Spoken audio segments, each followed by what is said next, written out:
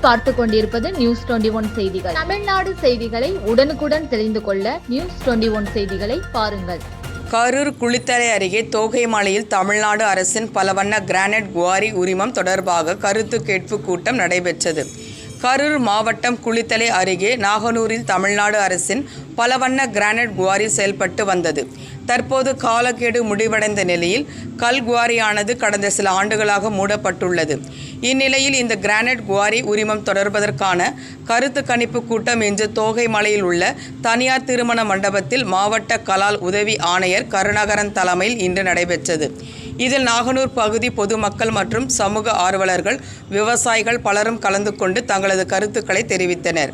அப்பொழுது பேசிய நாகனூர் பொதுமக்களில் சிலர், இந்த கிரானைட் குவாரி செயல்பட்டு வந்தபோது அப்பகுதி பொதுமக்களுக்கு வேலை கிடைத்து வாழ்வாதாரமாக இருந்து வந்ததாகவும், தற்போது இந்த கிரானைட் குவாரி மூடியதால் தாங்கள் வெளியூருக்கு வேலைக்கு செல்லும் நிலை ஏற்பட்டுள்ளதாகவும், எனவே இந்த கல்குவாரி செயல்படுவதற்கு தேவையான நடவடிக்கைகளை அதிகாரிகள் மேற்கொள்ள வேண்டும் எனவும் கண்ணீர் மல்க கோரிக்கை வைத்தனர்.